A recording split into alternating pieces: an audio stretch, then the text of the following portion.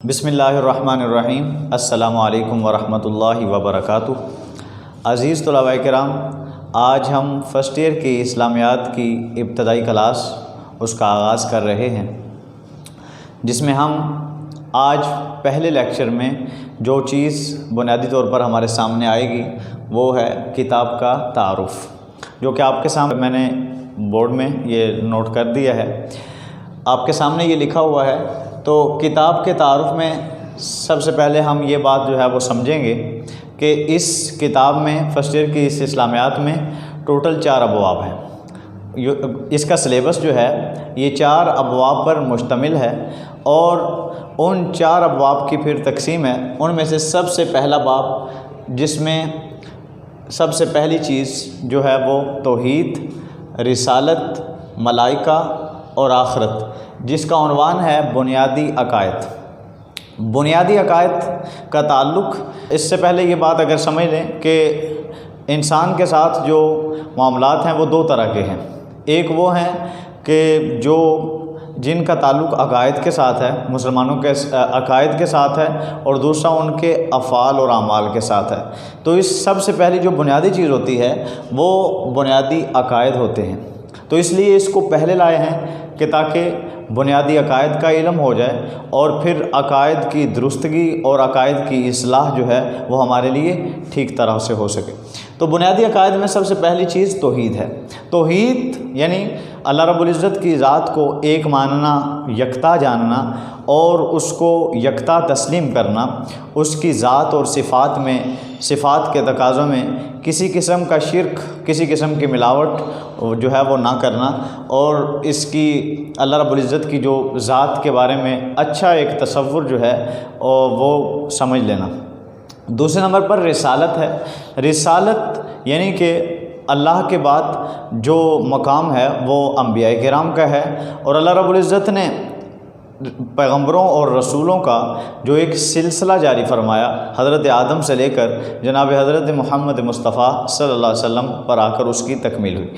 تو اس سلسلے کو سمجھنا کہ یہ رسول جو ہوتا ہے وہ اللہ کا بھیجا ہوا ایک برگزیدہ بندہ ہوتا ہے، اور وہ بالکل معصوم عن الخطا ہوتا ہے، ان سے گناہ سرزد نہیں ہوتے، گناہوں سے وہ پاک اور مبرہ ہوتے ہیں، اور اللہ رب العزت نے جتنے بھی انبیاء اور رسول کو مبعوث فرمایا، سب نے اللہ رب العزت کے احکامات کو من و عن جو ہے وہ اللہ رب العزت کے بندوں تک ان کو پہنچا دیے، کیونکہ انسان کے بس میں نہیں ہے کہ وہ اپنی عقل کے زور پر اللہ رب العزت کو راضی کر سکے، یا اللہ رب العزت کے جو مرضی ہے اس کو سمجھ سکے۔ اس کے لیے ضروری تھا کہ اللہ رب العزت کسی ایسی شخصیت کا انتخاب کرتے جو آ کر انسانوں کی اصلاح کرے اور انسانوں کو بتائے۔ تو اس لیے اللہ رب العزت نے یہ سلسلہ رسالت جو ہے وہ شروع فرمایا۔ تو بنیادی عقائد میں جو دوسرا بڑا عقیدہ ہے اس کا نام رسالت ہے۔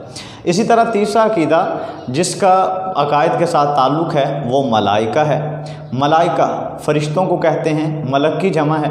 فرشتے اللہ رب العزت کی نوری مخلوق ہیں جو اللہ رب العزت کی بالکل نافرمانی نہیں کرتے۔ قرآن کریم میں اللہ رب العزت فرماتے ہیں کہ لا یعصون اللہ ما امرهم ویفعلون ما یؤمرون، کہ جو بالکل اللہ کی نافرمانی نہیں کرتے، اور جس چیز کا اللہ رب العزت انہیں حکم دیتے ہیں وہ کام کرتے ہیں۔ تو جس بھی فرشتے کی جو بھی ڈیوٹی اللہ رب العزت نے لگائی ہے وہ اس کو بہتر طریقے سے سر انجام دیتے ہیں۔ اسی طرح عقائد میں سب سے آخر میں جس کا نام ہے آسمانی کتابیں۔ آسمانی کتابیں یہ نمبر 4 پہ آتا ہے۔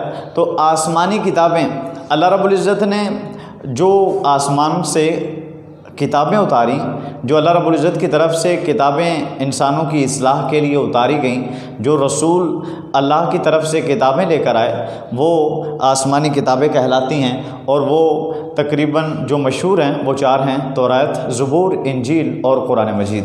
تو ان کتابوں پر ایمان رکھنا، ان کتابوں کا ماننا، یہ بھی ہمارے عقائد میں شامل ہے۔ اسی طرح نمبر 5 پہ آخر میں یہ جو آتا ہے وہ ہے آخرت۔ آخرت کو ماننا، آخرت پر یقین رکھنا، آخرت کو تسلیم کرنا، اور ایک مسلمان کے عقائد میں یہ چیز شامل ہے کہ وہ اس بات پر یقین رکھے اور عقیدہ رکھے کہ ہم نے اس زندگی کو، یہ جو ہم دنیا کے اندر یہ ہماری جو زندگی ہے یہ عارضی ہے، اس نے ایک دن ختم ہو جانا ہے، اور اس کے بعد جو ہے وہ ایک لامحدود سلسلہ شروع ہو جائے گا، اس کو آخرت کی زندگی کہتے ہیں، اور انسانوں کو اس دنیاوی زندگی کا جو ہے وہ حساب و کتاب دینا پڑے گا۔ تو گویا کہ یہ پہلے باب میں جو بنیادی چیزیں ہیں وہ یہ ہیں۔ بنیادی عقائد کے حوالے سے سب سے پہلا عقیدہ توحید، پھر رسالت، پھر ملائکہ، پھر آخرت، اور پھر آسمانی کتابیں۔ اسی طرح جو دوسرا باب ہے، دوسرے باب کے اندر ہم جو چیز پڑھیں گے اس کا نام ہے اسلامی تشخص۔ اسلامی تشخص کا مطلب ہے پہچان، یعنی کہ مسلمانوں کی جو پہچان ہے، مسلمانوں کی جو چیز ان کی شان ہے، جو ان کی شناخت ہے، اور جو ان کی پہچان ہے وہ ہے ارکان اسلام، یعنی کہ ارکان اسلام جن پر اسلام کی امارت قائم ہے، اور جن کے عمل کرنے سے، جن پر عمل کرنے سے اور جن ارکان کو ادا کرنے سے اسلام کی ایک شکل اور حیت جو ہے وہ ظاہر ہوتی ہے، وہ یہ ہیں۔ سب سے پہلے ارکان اسلام میں جو چیزیں ہیں وہ نماز، روزہ، زکوٰۃ اور حج ہے، اور اس کے بعد جو دوسری چیز ہے باب دوم میں وہ ہے اللہ اور اس کے رسول صلی اللہ علیہ وسلم کی محبت اور اطاعت۔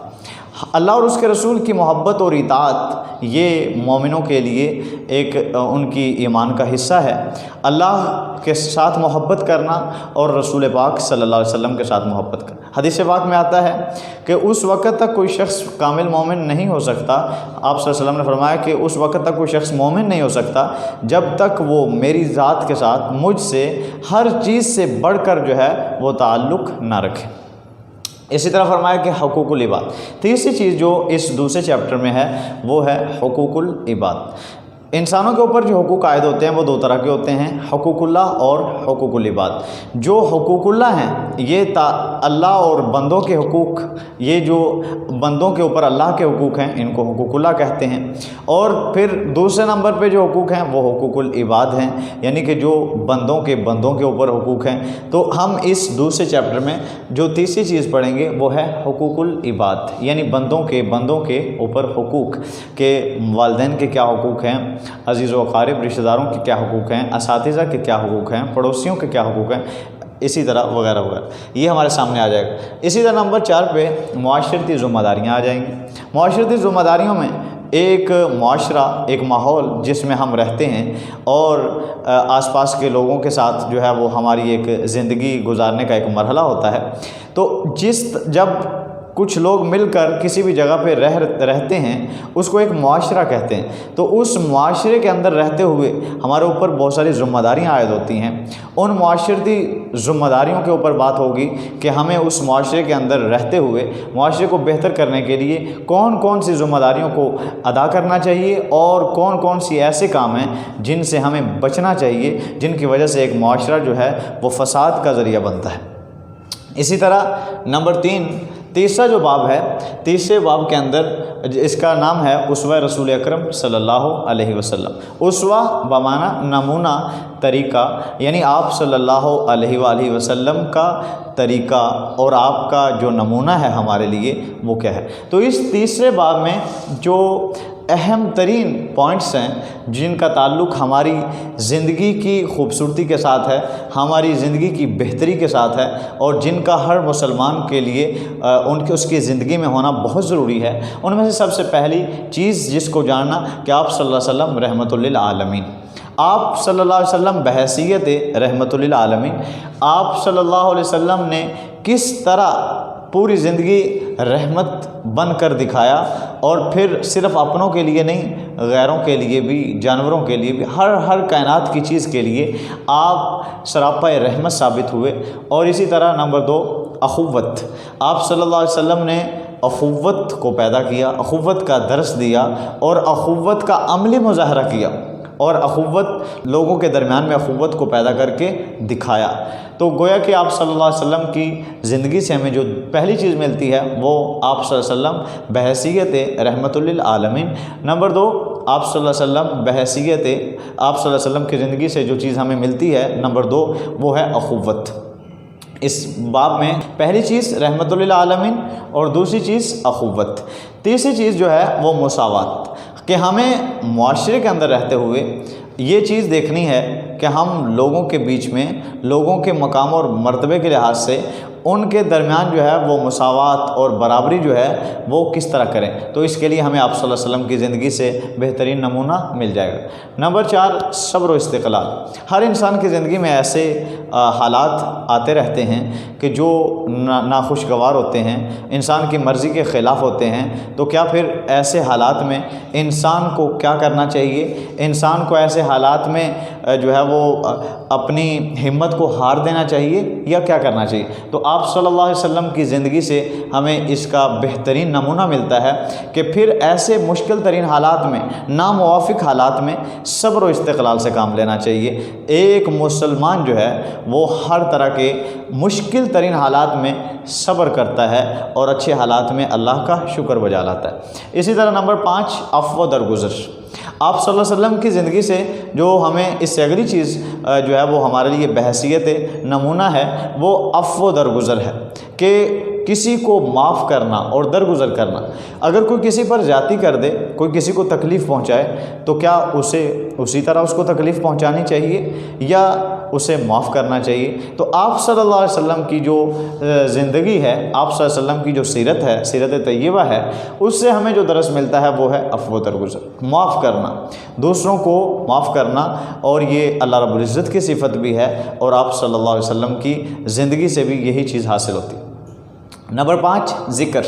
ذکر کسے کہتے ہیں، ذکر کی اقسام کیا ہیں اور ذکر کی فضیلت کیا ہے، تیسرے باب میں یہ آخر پہ یہ چیز آئے گی۔ اسی طرح نمبر 4 یہ جو 4واں باب ہے، اس کے اندر جو ہے وہ ہم تعارف قرآن و حدیث جو ہے اس کو جانیں گے۔ تو اسلامیات کے چیپٹر نمبر 4 میں 4واں باب میں جو چیز ہمارے سامنے اہم ترین آئے گی وہ سب سے پہلے تعارف قرآن۔ قرآن کریم کا تعارف کیا ہے، قرآن مجید کی جو ہے وہ تدوین اور اس کی جو قرآن مجید کو محفوظ کیا گیا اس کے جو مراحل ہیں، اور اسی طرح قرآن پاک کی مکی اور مدنی صورتوں کی جو ایک تقسیم ہے، اس حوالے سے ہمارے سامنے اہم ترین باتیں آئیں گی۔ اس کے بعد جو ہے وہ تعارف حدیث ہے۔ حدیث رسول پاک صلی اللہ علیہ وسلم کی حدیث، آپ صلی اللہ علیہ وسلم کی گفتگو کو، آپ کے اقوال و افعال کو، وہ اقوال اور وہ افعال اور وہ اعمال جن کا تعلق آپ صلی اللہ علیہ وسلم کی ذات کے ساتھ ہے، اس کو حدیث کہتے ہیں۔ تو حدیث کس چیز کا نام ہے، حدیث کی اقسام کیا ہیں، حدیث کسے کہتے ہیں، اور حدیث کو کیسے مدون کیا گیا، اس کے جو مراحل ہیں وہ ہمارے سامنے آئیں گے۔ اور آخر میں ہمارے سامنے جو اہم ترین بات آئے گی وہ ہے منتخب آیات، یعنی منتخب آیات کا مطلب وہ آیات جن کا انتخاب کیا گیا، جن کو منتخب کیا گیا، وہ تقریباً 12 آیات ہیں جو ہمارے لیے بہت ہی اہمیت کی حامل ہیں۔ اور اسی طرح آخر میں منتخب احادیث، وہ بھی تقریباً 12 احادیث ہیں جن کا تعلق ہماری زندگی کے ساتھ بہت گہرا ہے، اور ہمیں ان پر عمل پیرا ہو کر ہم اپنی زندگی کو بہت خوبصورت بنا سکتے ہیں۔ تو گویا کہ اس کتاب کے تعارف میں یہ 4 ابواب ہیں جن کی میں آپ کے سامنے ایک وضاحت کر رہا تھا۔ تو سب سے پہلا باب بنیادی عقائد کے حوالے سے ہے، جس میں عقائد کا سلسلہ جو ہے وہ بتایا گیا ہے۔ نمبر 2 دوسرا باب اسلامی تشخص، اس میں ارکان اسلام، اللہ اور اس کے رسول کی محبت و اطاعت، حقوق العباد اور معاشرتی ذمہ داری۔ اسی طرح تیسرا باب جو ہے وہ اسوہ رسول اکرم صلی اللہ علیہ وسلم کے حوالے سے ہے، اس میں آپ صلی اللہ علیہ وسلم بحیثیت رحمت للعالمین، آپ صلی اللہ علیہ وسلم کی اخوت اور لوگوں کے ساتھ آپ کا اخوت کا معاملہ اور لوگوں کے درمیان میں اخوت کو پیدا کرنا، آپ صلی اللہ علیہ وسلم کی جو تعلیمات ہیں اس حوالے سے، مساوات، اور اسی طرح صبر و استقلال، اور اسی طرح عفو و درگزر، اور آخر میں ذکر۔ 4واں باب کے اندر، اس کے آخری باب کے اندر ہم نے جو چیز آپ کے سامنے بتائی ہے وہ ہے تعارف قرآن و حدیث۔ سب سے پہلے قرآن کا تعارف، پھر حدیث کا تعارف، پھر منتخب آیات اور پھر منتخب احادیث۔ گویا کہ یہ تو ہمارے سامنے کتاب کا تعارف ہے کہ ہم اس کتاب کو جو ہے وہ پہچان لیں کہ اس کتاب کے اندر ہمیں کن کن چیزیں، کون کون سی چیزیں ہمیں پڑھنے کو ملیں گی، اس کتاب میں ہمیں کون کون سی چیزوں کے بارے میں علم ہوگا، اور تاکہ ہم اس کتاب کی اہمیت کا جو ہے وہ اندازہ لگا سکیں اور ہمارے سامنے یہ بات واضح ہو سکے کہ اس کتاب کو اچھے طریقے سے پڑھنا اور اس کو سمجھنا ہمارے لیے کس قدر ضروری ہے۔ یہ تو پہلا مرحلہ ہے۔ اب دوسری چیز اس کے اندر ہم جو ہے وہ وضاحت کریں گے کہ سب سے پہلا جو باب ہے، پہلے باب کے اندر جو بنیادی عقائد ہیں، تو یہ جو لفظ ہے بنیادی عقائد، ہم اس حوالے سے اب بات کریں گے۔ عزیز طلباء، آئیے ہم اب دیکھتے ہیں اسلام کے جو بنیادی عقائد ہیں، بنیادی عقائد میں سب سے پہلی چیز جو ہے وہ کیا ہے۔ تو بنیادی عقائد کون سے ہیں اور عقیدہ کسے کہتے ہیں، اس پہلے باب میں جو پہلی چیز ہے کہ بنیادی عقائد میں لفظ عقیدہ کا لغوی اور اصطلاحی معنی کیا ہے، اور عقیدے کی مثال کیا ہے، اور اسلام کے جو بنیادی عقائد ہیں وہ کون کون سے ہیں، تھوڑی سی ان کی وضاحت آپ کے سامنے اب آتی ہے۔ تو سب سے پہلی چیز عقیدے کا لغوی معنی کیا ہے۔ تو فرمایا کہ عقیدے کا لفظ عقد سے بنا ہے، لفظ عقیدہ عقد سے مشتق ہے، جس کے معنی ہے باندھنا، یعنی کہ عقد کے معنی ہوئے باندھنا، گرا لگانا، کسی چیز کو پکا کرنا اور مضبوط کرنا، کسی چیز کو محفوظ کرنے کے لیے زور سے باندھ دینا۔ اور جب عقد کا یہ معنی ہے تو عقیدہ کے معنی ہوئے باندھی ہوئی یا گرا لگائی ہوئی چیز، یعنی جس چیز پر گرا لگائی جائے، جس چیز کو باندھا جائے، اس چیز کا نام عقیدہ ہے۔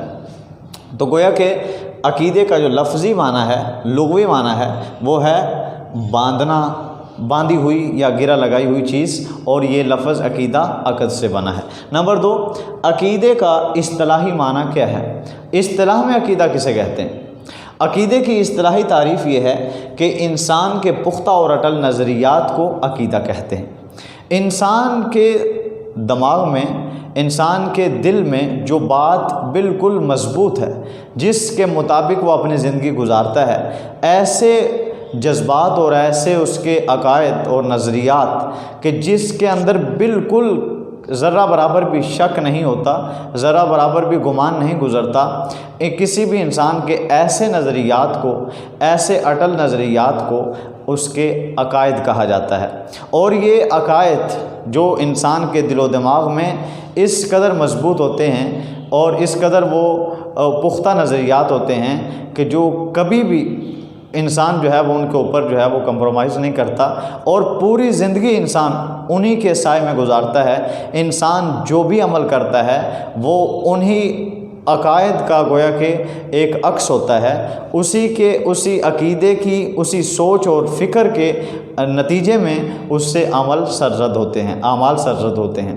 یعنی کہ انسان جو کچھ بھی کرتا ہے وہ انہی عقائد کے زور پر کرتا ہے، وہی اس کے اعمال کو حرکت دیتے ہیں، وہی اس کے محرک ہوتے ہیں۔ تو اس لیے جب انسان کے عقائد درست ہوتے ہیں، عقائد اس کے بہترین ہوتے ہیں، تو ظاہر ہے کہ اس کے جو سرزد ہونے والے افعال اور اعمال ہیں وہ بھی بہتر ہوں گے۔ اسی بات کو سمجھانے کے لیے عقیدے کی مثال جو ہے وہ ایک بیج کی طرح دی ہے۔ فرمایا کہ عقیدے کی مثال جو ہے وہ ایک بیج کی طرح ہے، اور عمل جو ہے وہ اس بیج سے اگنے والے پودے کی طرح ہے۔ یعنی کہ عقیدہ جو ہے وہ ایسے ہی ہے جیسے کہ ہم کسی بھی فصل کو اگانے کے لیے زمین کے اندر بیج ڈالتے ہیں، تو اسی طرح عقیدہ جو ہے وہ گویا کہ ایک بنیاد ہے، بیج ہے۔ تو جس طرح ایک بیج سے اس کی جو بیج کی حالت ہوتی ہے، بیج کی جو کوالٹی ہوتی ہے، اس کے مطابق وہاں سے جو ہے وہ پودا اگتا ہے اور فصل نکلتی ہے۔ اگر بیج اچھا نہ ہو تو اس سے نکلنے والا درخت، نکلنے والا پودا جو ہے وہ بھی اچھا نہیں ہوتا۔ اسی طرح انسان کا جو عقیدہ ہے اگر وہ بہترین ہوگا، عقیدہ اگر اچھا ہوگا، تو اس کے زندگی سے، اس عقیدے کے بعد جو اس سے اعمال سرزد ہوں گے، جو افعال کا وہ مرتکب ہوگا، جن افعال کو وہ کرنے والا ہوگا وہ افعال بھی بہترین ہوں گے، وہ افعال بھی اچھے ہوں گے، اور اگر عقیدہ ٹھیک نہیں ہوگا تو افعال بھی ٹھیک نہیں ہوں گے۔ اسی بات کو سمجھانے کے لیے کہتے ہیں کہ عقیدے کی مثال بیج کی طرح ہے اور عمل اس بیج سے اگنے والے پودے کی طرح ہے۔ آگے فرمایا کہ اسلام کے بنیادی عقائد کتنے ہیں؟ تو جیسا کہ آپ کے سامنے پہلے بھی یہ بات آ چکی ہے باب اول میں کہ اسلام کے بنیادی عقائد جو ہے وہ 5 ہیں، اور جن کو قرآن مجید کی اس آیت میں جو ہے، جو میں نے آپ کے سامنے آیت کوٹ کی ہے، اس آیت میں ان کی وضاحت کی گئی ہے کہ وہ 5 ہیں۔ وَلَٰكِنَّ الْبِرَّ مَنْ آمَنَ بِاللَّهِ وَالْيَوْمِ الْآخِرِ وَالْمَلَائِكَةِ وَالْكِتَابِ وَالنَّبِيِّينَ، اور یعنی اس کا ترجمہ یہ ہے کہ نیکی تو یہ ہے کہ جو کوئی ایمان لائے اللہ پر، گویا کہ یہ پہلا عقیدہ ہے، والیوم الآخری یہ دوسرا، والملائکتی یہ تیسرا، والکتابی یہ نمبر 4 یہ چوتھا عقیدہ ہے، یہ نمبر 3، اور یہ نمبر 4، اور والنبیین یہ نمبر 5۔ یہ گویا کہ 5 عقائد ہیں جو قرآن کریم کی سورہ بقرہ کی اس آیت میں جو ہے وہ ان کی وضاحت کی گئی ہے۔ باللہ اللہ پر ایمان لے آنا، آمن باللہ، والیوم الآخر آخرت پر ایمان لے آنا، والملائکتی ملائکہ پر ایمان لے آنا، والکتابی اور کتابوں پر، آسمانی کتابیں جتنی ہیں ان پر ایمان لے آنا، والنبیین اور نبیوں پر ایمان لے آنا۔ گویا کہ اسلام کے جو بنیادی عقائد ہیں ہم اس حوالے سے پڑھ رہے تھے کہ بنیادی عقائد کی جو وضاحت ہے وہ آپ کے سامنے آئی کہ عقیدہ کسے کہتے ہیں، عقیدے کی اصطلاحی تعریف کیا ہے، عقیدے کی مثال کیا ہے، اور اسلام کے بنیادی عقائد کون سے ہیں۔ اس کے بعد جو اسلام کا سب سے پہلا بنیادی عقیدہ ہے وہ توحید ہے، یعنی اللہ پر ایمان لے آنا۔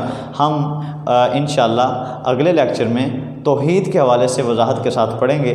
دعا ہے کہ اللہ رب العزت ہمارا یہ پڑھنا اپنی بارگاہ میں قبول فرمائے، اور امید ہے کہ آپ کو اچھی طرح سمجھ آ گئی ہوگی۔ اللہ حافظ۔